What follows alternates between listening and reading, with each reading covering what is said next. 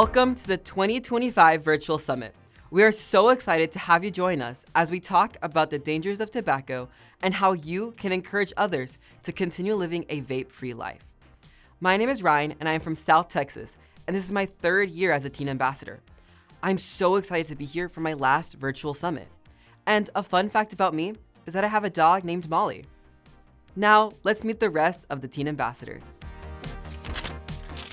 Hey everyone, my name is Zoe. I'm a third-year teen ambassador, and next year I will be majoring in broadcast journalism from either Elon or University of South Carolina. And by the time you're watching this, I will have officially made a decision. What's up, guys? My name is Andrew. I'm a junior at Kilgore High School in Kilgore, Texas. This is my first year as a teen ambassador. And a fun fact about me is I have my own YouTube channel. Hey y'all, my name is Jaden. I'm a senior in high school and this is my 4th year with the program. Next year, I'll be attending Texas Tech to study animal science because I just love livestock. Hey everybody, my name is Braden. I'm now a second-year TA and a junior at Lufkin High School. A little fun fact about me is that I have a beagle named Roxy. Hey, I'm Kalea. I'm 18 years old and I'm a senior at Pioneer Technology and Arts Academy in Greenville. This is my 3rd year as a teen ambassador, and I'm excited for another year of learning and making an impact. A big part of the Say What program is the Teen Ambassadors. We are a group of high schoolers from all over the state who serve as the youth voice on tobacco prevention for Texas. Each of us is dedicated to informing adults and youth about the manipulation and misinformation surrounding tobacco and nicotine products. But most importantly, we are a resource for all of you to help you on your advocacy journey. The Texas School Safety Center is an official university-led research center at Texas State University. They spread safety and security information through research, training, and technological assistance for K-12 schools and junior colleges throughout the state of Texas. They are also home to many different programs, including Say What. And without them, none of this would be possible. Say What stands for Students, Adults, and Youth Working Hard Against Tobacco, and was created as the official statewide youth tobacco prevention movement in 2011. Made up of TAs, consultants, teachers, parents, and students, Say What focuses on reducing tobacco use across the state by helping youth and youth groups connect, learn, share, and inspire others to make a positive difference in their schools and communities. Most importantly, Say What is dedicated to educating adults and youth on the misinformation and manipulation surrounding commercialized tobacco products. We hold spring summits and a summer conference and offer a wide variety of information, project templates, advocacy advice, and quitting resources. This year's theme is Safer Doesn't Mean Safe. Tobacco companies love to change and alter their products so they can say they are safer and make people feel better about using them. What we do know is that these so-called safer products are still incredibly harmful and can do serious damage to a person's physical and mental health. So today, we're going to be talking all about how safer does not mean safe. That's right. Today we're uncovering the truth about vapes. And just like Zoe said, although they may be marketed as safe, doesn't mean that's true. Each TA is going to break down a different topic. First, we'll take a look at the anatomy of a vape, what's really inside these devices, and the facts about nicotine and its high concentrations. Then we'll talk about secondhand aerosol and how it affects more than just a person vaping. You'll also see what life looks like as a vape-free teen and the healthy routines they practice. Plus, we'll see how essential vapes hide false ingredients, then explore the rise of new age vapes, and take a closer look at how addiction and mental health are connected to vaping. So sit back, pay attention, and get ready to learn some truthful facts. Let's get started.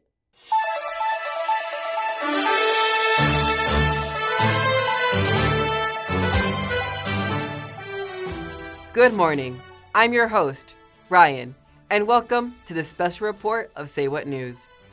As we come on the air, we have breaking news regarding a dangerous and highly addictive product, e-cigarettes, or commonly known as vapes.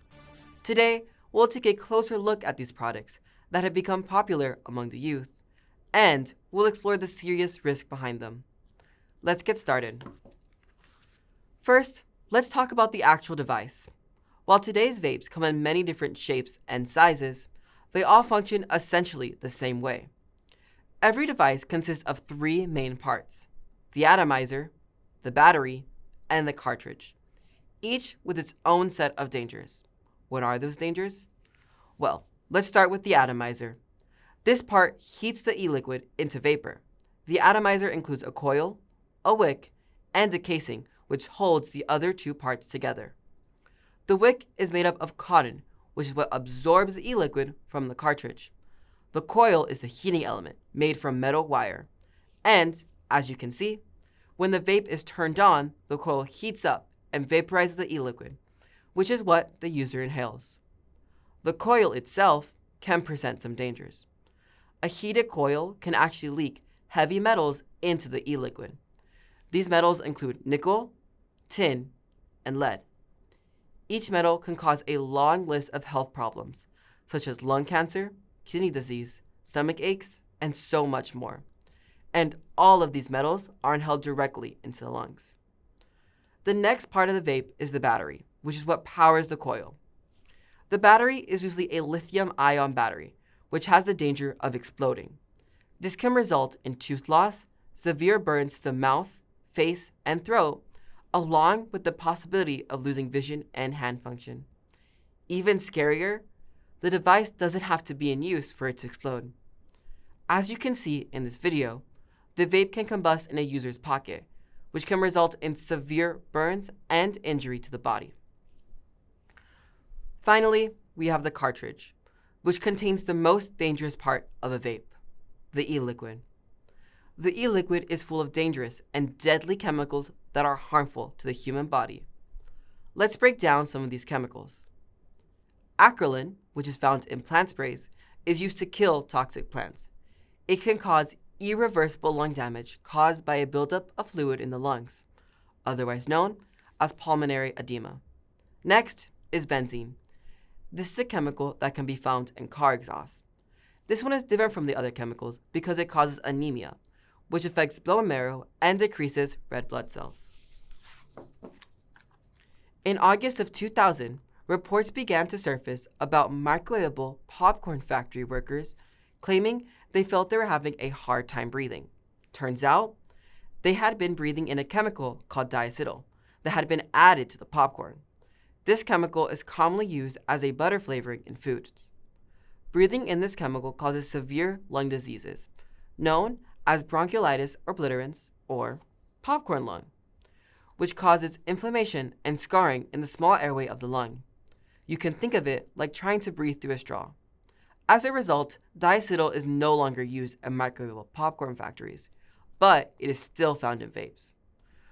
While I've only covered 3 harmful chemicals today, there are still hundreds more. It's clear, while vaping is often seen as a safer alternative to smoking, the truth is far from it. Every part of a vape carries serious risk. These devices aren't just dangerous for users, but also for those around them. Now, here with a new segment of Say What Investigates, Zoe is going to break down nicotine. Okay, so let's talk about nicotine. Nicotine levels, Nicotine addiction. It's one of the most talked about issues when it comes to tobacco use, and that's for good reason. Let me explain. Nicotine is a chemical that naturally occurs in the tobacco plant. The tobacco industry has taken that plant and created a highly addictive product. Nicotine is found in all tobacco products, including cigarettes, cigars, dip, snuff, hookah, and of course, e-cigarettes.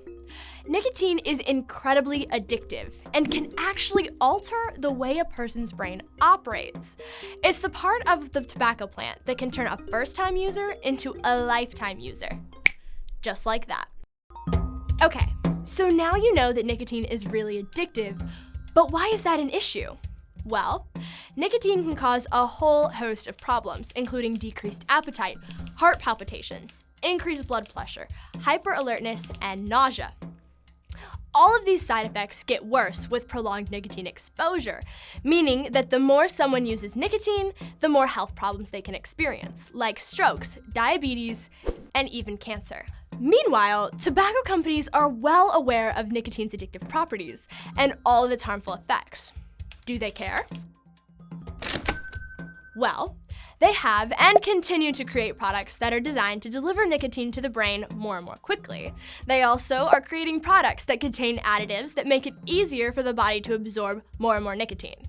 It appears that they don't care at all. In fact, tobacco companies have started using something called nicotine salts. Nicotine salts are created when the nicotine is combined with an acid chemical. Without this, nicotine is actually very harsh on the throat. In order to achieve a nicotine concentration that won't burn a user's throat, the industry created nicotine salts. It's more commonly found in vape liquids, and because it's easier to inhale, it actually causes the user to inhale higher doses. Nicotine salts are not only found in vapes, but in nicotine pouches as well. The nicotine concentration, or the amount of nicotine in a lot of today's products, has gotten completely out of hand. A 50 milliliter vape has the same amount of nicotine as 50 packs of cigarettes. That's about 1,000 cigarettes. While a can of nicotine pouches can have the same amount of nicotine as 30 cigarettes. So, to wrap up, what do we know? Well, we know that nicotine is incredibly addictive and incredibly harmful. We know tobacco companies are finding ways to get more and more nicotine into their latest products. And we know these products have been marketed as a safer alternative to traditional tobacco products. Modern vapes don't burn the way cigarettes do, and they don't contain tar or asbestos, but that doesn't make them safe. Nicotine pouches don't contain tobacco like traditional smokeless tobacco products do, but we know their nicotine concentration is much higher. Companies like to slap the word safer on their products to convince people to try that product or to make them switch from one product to another. With nicotine being the main addictive ingredient in all of their products, we know safer does not mean safe.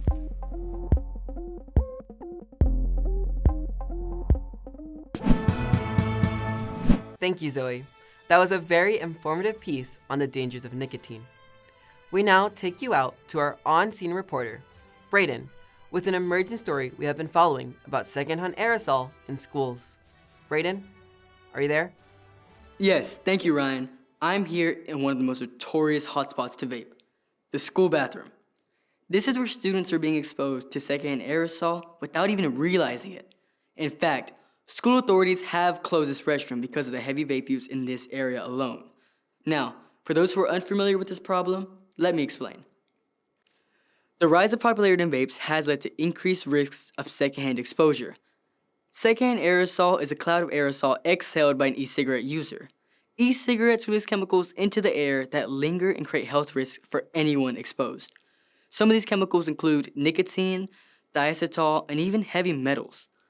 These lingering chemicals can irritate the lungs and cause inflammation in the airways, making it difficult to breathe. Over time, repeated exposure can lead to the development of asthma, even in people who have never vaped.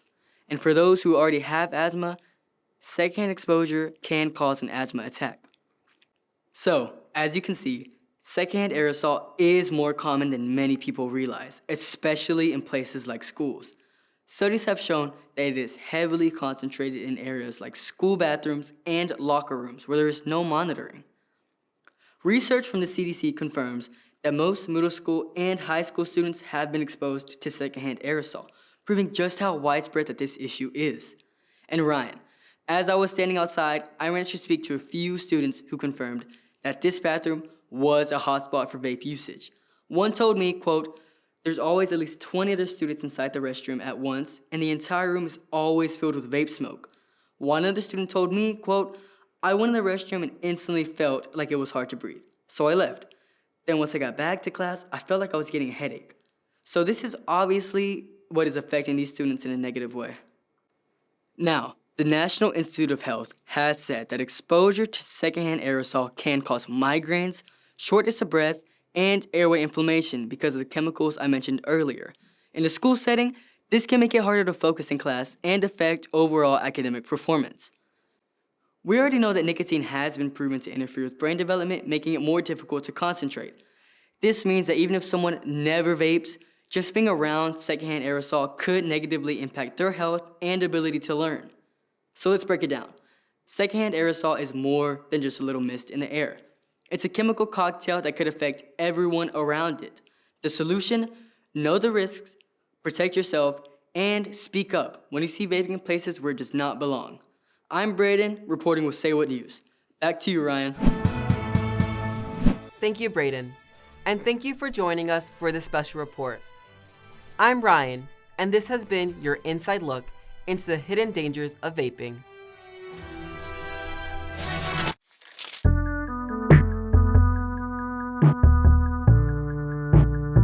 What's up, guys? Welcome back to the channel.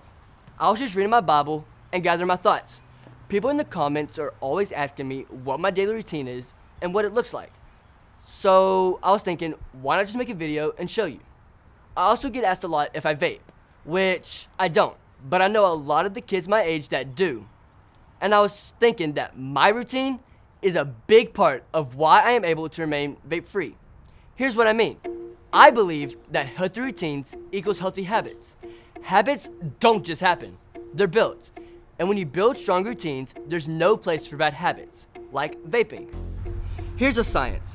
When you create a routine, you're essentially creating a consistent sequence of actions or behaviors, and your brain starts to expect certain things at certain times of the day. And this can make your day more predictable. This reduces stress and anxiety. And when it comes to vaping, less stress means fewer cravings. In fact, studies show that having a consistent routine can actually make it easier to overcome addictions because your brain gets used to the idea of consistency and self-discipline. Let me show you what I mean. Every morning before school, I immediately take a shower as soon as I wake up. After that, I get dressed and then read my Bible so I can start my day with positive thoughts. Then, I eat breakfast because it's the most important meal of the day.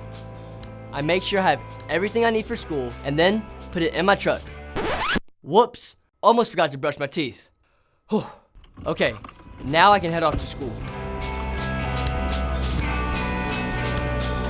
Getting your day started the right way is so important and can determine how the rest of your day goes. If you're struggling, start small and simple by creating a morning checklist of things you want to accomplish. This could look like waking up early, drinking some water, or not being on your phone for the first 30 minutes of your day. Stick to that list and make an effort to cross things off the list each morning. Once you start doing those things enough, they become a habit, and then you can start to add more things to that list. Once I get to school, I stay busy and locked in. I go to class with the mindset to learn and challenge myself. As a student athlete, I have to make sure my grades are very important to me. I also make an effort to meet up with my friends when I can throughout the day. Hard work and good friends are huge parts of my routine. Hard work keeps me driven, and good friends keep me grounded. A huge part of my daily routine is tennis practice. Guys, I love tennis. It's my favorite sport. Being on the tennis team not only allows me to compete and work hard, but it also allows me to exercise. This is a huge thing you can do and a must add to any routine. Exercise is good for the body and the mind. Now, you don't have to be an athlete or play a sport to do this. Something as simple as a quick jog, a bike ride, or even just taking your dog for a walk. These things are also a great distraction from the urges to vape, while boosting your mood. So there's this vape shop that I drive by every day on my drive home from school. I see it there every time, and I know that most of my classmates see it too. It's so close to the school, a lot of them have to walk past it just to get to their house. If you happen to be in a similar situation where you're being distracted by seeing vape shops on your daily drive, for you, this may be an example of a bad routine. Instead, let's mix it up. If you're struggling or fighting the urges to vape, try taking a different route home. It's cool because it allows you to explore your town, but most importantly, you avoid that distraction altogether. And remember, out of sight, out of mind. When I get home from school, I allow myself some time to relax and unwind from the busy day. I might grab a snack and take a quick nap. Then, I get on the game with my friends. It's a good way to have fun while staying connected to the people I care about. I always get any homework done that I may have for the next day and make sure to check in with the fam too. This is where, if you vape, it can get a little tricky. It's important to use your free time wisely and find healthy ways to relax that don't involve reaching for that vape. Gaming is something that I do, but there are so many interesting hobbies out there. Pick one or more and go for it. Learn an instrument, learn to paint, or go fishing. Even reading a good book is a great way to pass the time. Building a bedtime routine is a must. I like to shower and then read my Bible and then be asleep by 11 p.m. I pretty much end my day the same way I started it, finding time to be thankful for what I have and what I am able to do. So, a solid nighttime routine helps your brain wind down and get you ready for bed. You can start by putting away your phone at least 30 minutes before bed. Seriously, it can make it harder for you to fall asleep. Instead, you could try reading, journaling, or even doing some stretches to relax. Actually, let's talk about sleep. Because trust me, getting a good night's sleep is so important. You might not think this, but vaping can actually mess up your sleep. Nicotine is a stimulant, which means it can make it harder for you to fall asleep or stay asleep. And we all know, being sleep deprived makes us cranky, anxious, and more likely to give in to cravings. Here's the thing. When you start building these healthy routines, you're giving your brain and body the structure it needs to fight off cravings and temptations. And it's not just about the physical stuff, it's about your mental health too. The number one reason why youth vape is because of stress and anxiety, as many turn to vaping as a way to deal with academic pressure, social challenges, and personal struggles. Whether you vape or don't, start tomorrow by building a simple routine that makes you feel awesome. Remember, the science shows that routines can help people who are trying to quit vaping to stay focused. So take that first step and break free from vaping one healthy habit at a time. All right, guys, I think I'm ready to tackle this beautiful day. Until the next one, thanks so much for watching. I love y'all, and I hope y'all have a blessed day.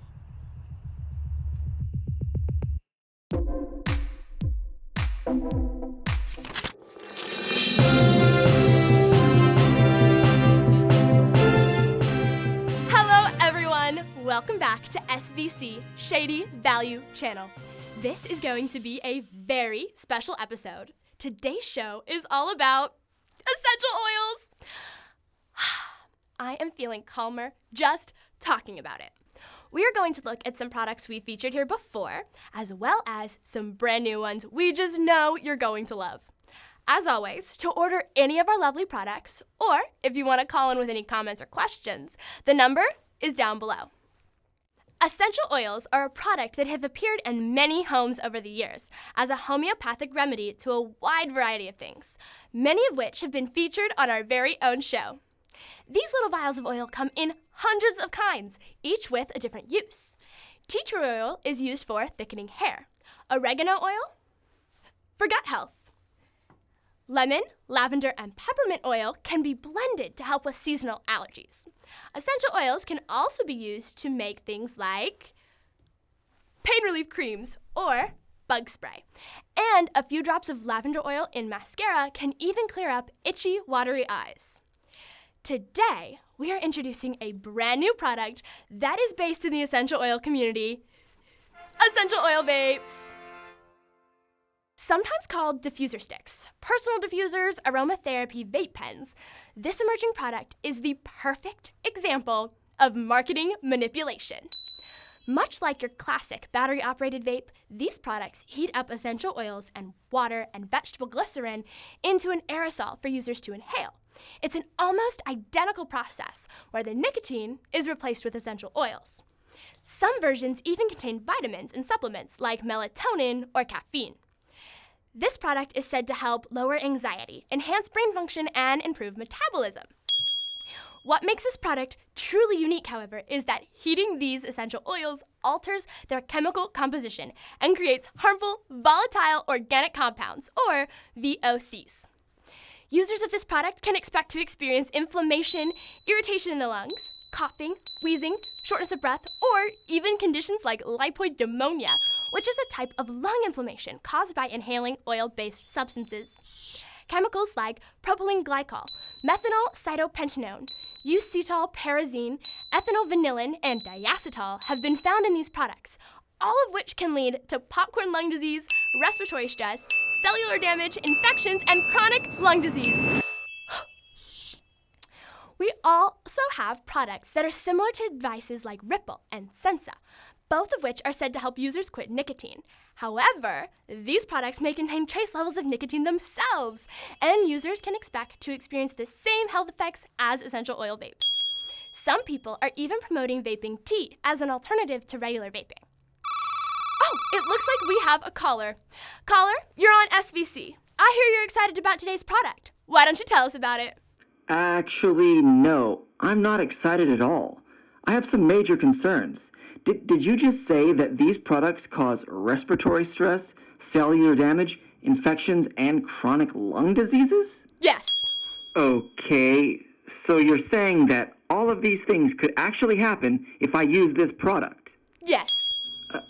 How is this even legal? Well, I'm glad you asked. The best part of each of these is that they are almost completely untested and unregulated, meaning that the true implications of using each of them is totally unknown. I'm sorry, I can't tell if you're joking. These products are dangerous and you should not be promoting them. I know that if— Thanks, caller! Wow, what a nice caller. It's always great to hear from our viewers. I wish I had more time so I could tell them all about how companies are capitalizing on the health benefits of essential oils to make an untested, unsafe product to consumers. The minimal research that has been done seems to show that vaping oils in tea is less effective than simply applying the oils topically or drinking the tea. There are many safe ways to use essential oils, but if you're looking for pneumonia, shortness of breath, popcorn lung, cellular damage, infections, and chronic lung disease, please pick up the phone and dial this number to order your essential oil vape today.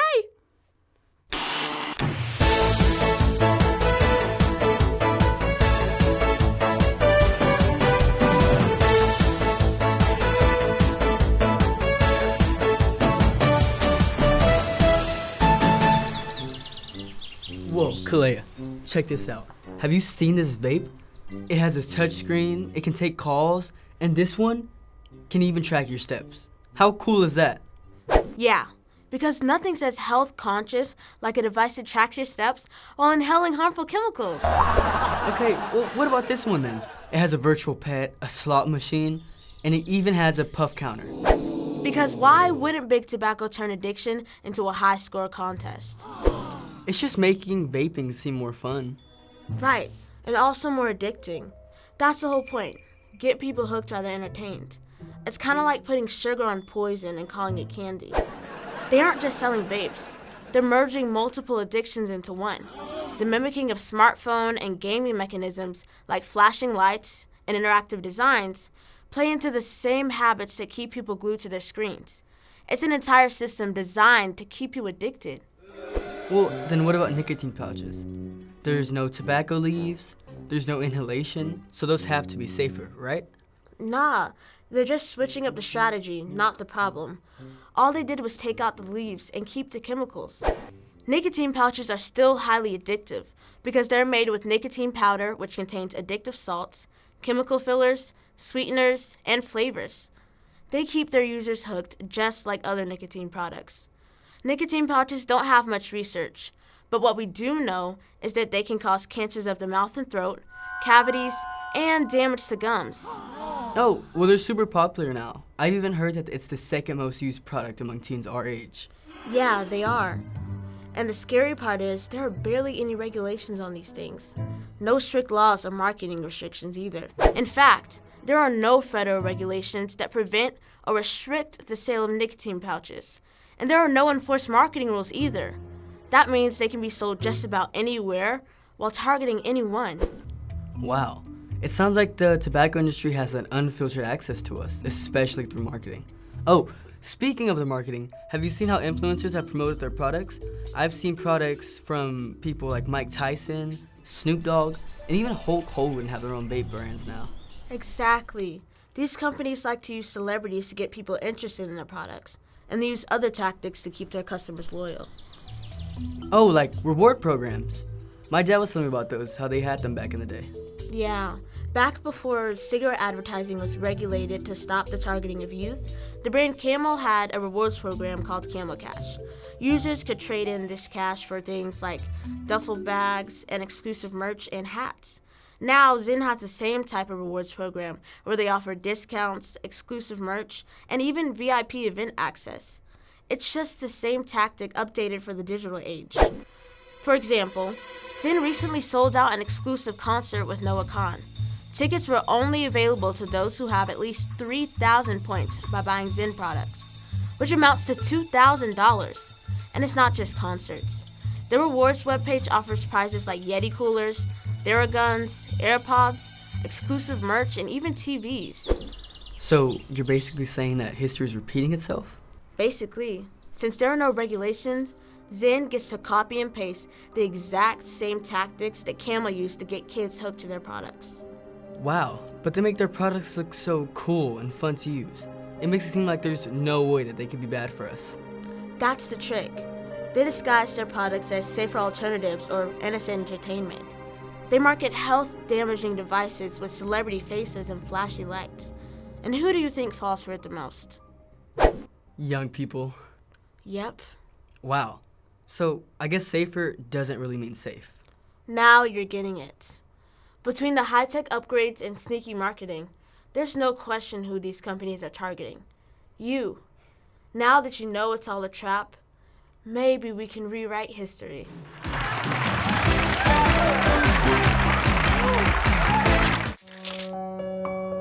You don't just wake up one day and decide to become an addict.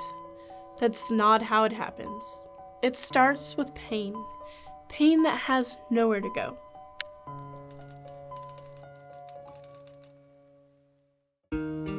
This is my brother, Jordan. Even though we have different dads, he has always been my big brother. My brother is like my second dad. He helped me with putting my contacts in for the first time, taught me how to put my earrings in the right way. He even helped me to braid my own hair. Truly an ideal big brother. He's very caring for his family. He's protective and passionate, hardworking and driven. He would be there for anyone. But what you don't know about Jordan is that he's an addict. As a society, we talk a lot about addiction, but we don't talk enough about what comes before it. The anxiety, depression, grief, stress, feelings we all have. It starts with feeling stuck, like you're drowning in your own head and no one even notices. For my brother, it started when he lost his dad his junior year of high school. So when his dad passed, he struggled and didn't know how to talk about it. And when you can't talk about something, you find other ways to cope. For my brother, it was tobacco. At first, it's something to take the edge off. A vape, a drink, or even a pill. Being on your phone seems like a release. It doesn't feel like a big deal because everyone does it, right? Well, that's what my brother told us. That's what he told himself. Here's the thing about addiction. It's like walking into a trap, but not the kind you notice right away. It's not a cage with bars or a hole in the ground. It's more like quicksand, something that feels solid at first until you realize it's pulling you under. And by the time you realize you're sinking, it's already got you by the ankles. The hardest part is you can't just tell someone to stop sinking. Addiction doesn't work like that. It rewires the brain, making someone believe that the only way to survive is to keep using, even when they know it's hurting them, or even when they want to stop. The trap tightens every time they reach for something to get out, and at that point, letting go can feel impossible. My brother tried and failed to quit many times. It eventually became too much. By the time my family and I realized what was happening, he wasn't my brother anymore. He did things he wouldn't have done. He wasn't sleeping and his health was declining. He lost a lot of weight. His eyes were dark and sunken. He almost looked like a zombie. He was someone else, someone we didn't recognize, and someone we couldn't reach anymore. The morning of Monday, November 4th, 2019, started out like a normal day. I was in 7th grade and at school. I was about halfway through the day when my mom's best friend came to pick me up from school. She said my mom was sick and that my dad was coming off the boat, which was weird because my dad always stays on the boat. Right then, I knew something wasn't right. We got to the house and I was anxious, just hoping my mama was okay. When we got inside, my brother Tanner was there too. My mom sat us both down and told us what was going on. I just remember telling my mom, "What's going on with you? Are you okay?" But it wasn't about my mom. It was about my brother Jordan.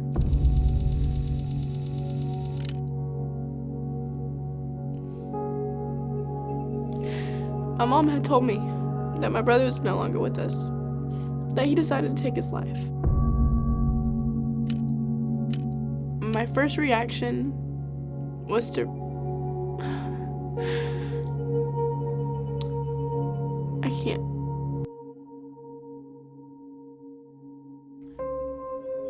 I was in disbelief, and I didn't really comprehend what my mom was saying. I kind of felt like I got hit by a truck and the breath was knocked out of me. I couldn't breathe. I couldn't focus on what was going on. I was panicking and everything just started to go black.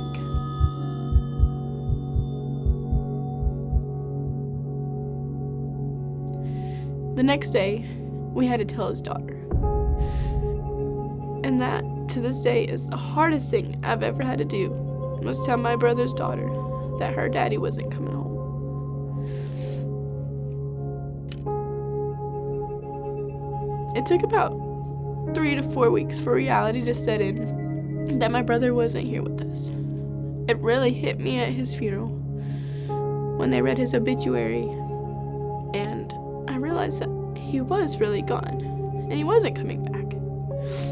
With every day that passes, my heart misses Jordan so much, and knowing how amazing my brother was, the pain of losing him is so much worse.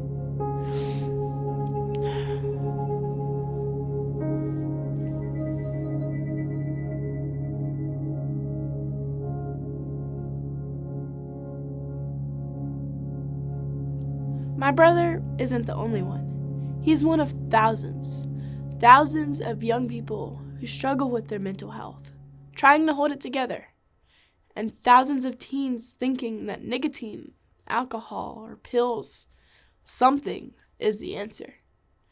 I get it. When you're struggling, asking for help feels impossible, but you have to, because if you don't, this thing, it doesn't let go.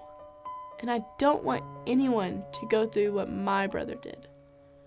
If you're hurting, if you're thinking about using something to numb it, please talk to someone. A friend, a teacher, a counselor, just somebody. Life is hard, but addiction doesn't make it any easier. It just takes more away. My brother's addiction started with a drug a lot of people don't consider to be dangerous, nicotine. But it led to him using other drugs.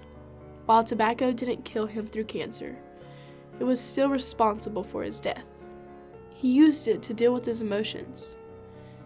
Maybe if he never started smoking, he would have never used other drugs.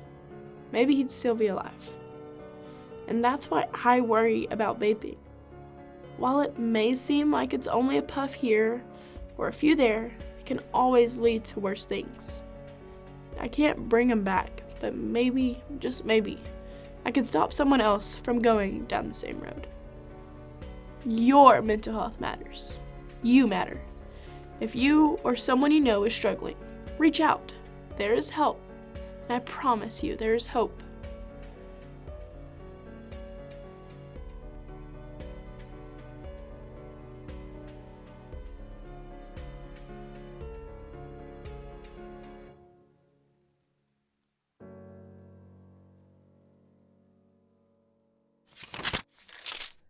Thank you, Jaden.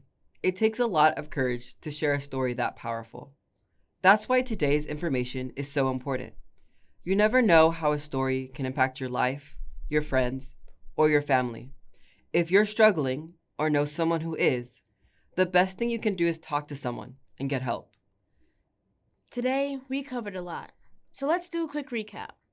First, we talked about how dangerous vaping is by looking at how devices are made, what's in them, and how harmful secondhand aerosol is. Then, we shared some ways you can unvape your life and think about healthier alternatives instead of picking up a vape. After that, we talked about how essential oil devices may seem like a healthy option, but really, they're not. Then, we called out the tobacco industry for pushing their new age tobacco by designing their products to look and feel just like things we already use and enjoy, like smartphones and watches. Finally, you heard a testimony of how addiction can take over someone's life and why it's important to seek help. It's not always easy to tell what's truly safe and what's not. If a company says something is safer, that doesn't mean it's safe. Remember, their bottom line is to make money. Your bottom line is to protect your health. We want to encourage you to do more with this information. If you or a friend are struggling with vaping, you can get free, confidential help by texting VapeFree TX to 88709. Again, that is 88709. And if you're interested in getting involved in the movement, follow Say What on social media at TX Say What.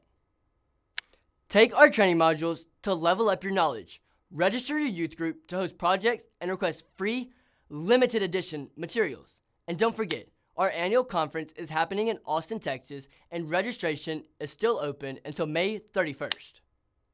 Lastly, if anything we shared today lit a fire in you to do more, we want you. Apply to be a teen ambassador. Applications are open now on our website. You just need to be a Texas resident going into 9th through 11th grade next school year. Applications close on August 1st, so don't wait. With all that said, thank you so much for joining us today. We hope to see you next time or at the conference this summer. Until then, bye! Woo! Let's do a dance party now.